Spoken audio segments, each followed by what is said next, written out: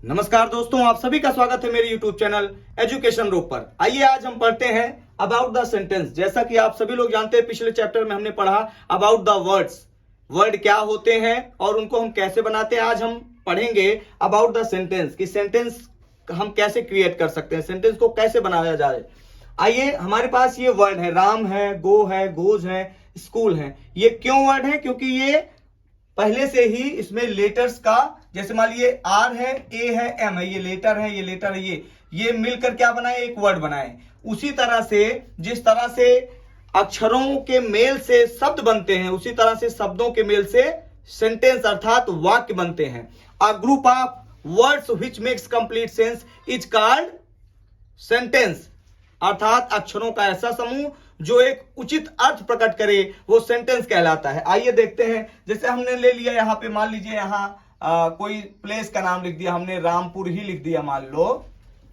अब हमने ले लिया राम, ये ले लिया, प्लस गो ले लिया, प्लस यहां हम गोज ले लेते हैं, गोज, प्लस ले लिया हमने टू, प्लस ले लिया स्कूल।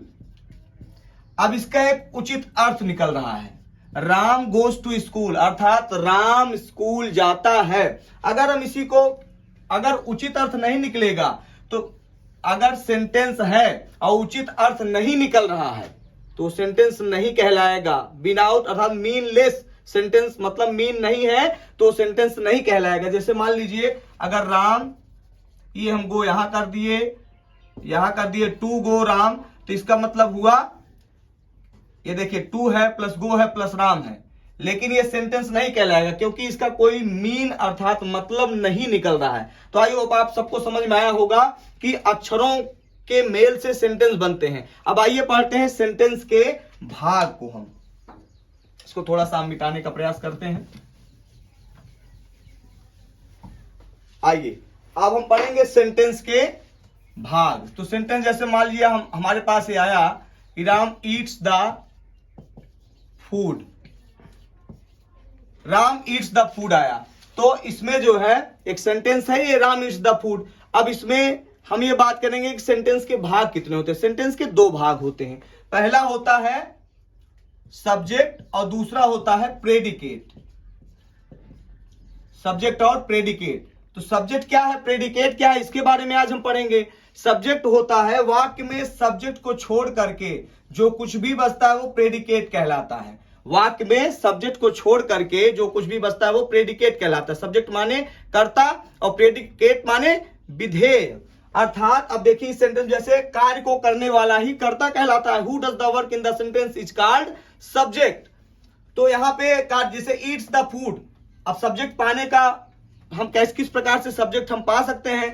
जैसे ईट्स द फूड, तो हमें वर्ब में कौन शब्द लगाना पड़ता है। जैसे कौन खाता है, यहां उत्तर मिल रहा है आपको राम। इस वाक्य में उत्तर क्या मिला, राम, अर्थात राम भोजन करता है, अर्थात खाना खाता है। तो यहां सब्जेक्ट हो गया।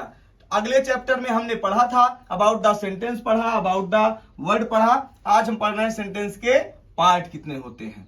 तो सब्जेक्ट क्या होता है, प्रेडिकेट। अब यहां से सब्जेक्ट के भी पार्ट अलग हो गए, प्रेडिकेट के भी पार्ट अलग हो गए। इस पार्ट को हम अगले चैप्टर में पढ़ेंगे। तब तक के लिए धन्यवाद। कल मिलते हैं आपको इसी समय, और आप सभी से निवेदन है मेरे इस चैनल को सब्सक्राइब करें, अधिक से अधिक शेयर करें और कम से कम समय में अंग्रेजी सीखने का प्रयास आप लोग करें। धन्यवाद।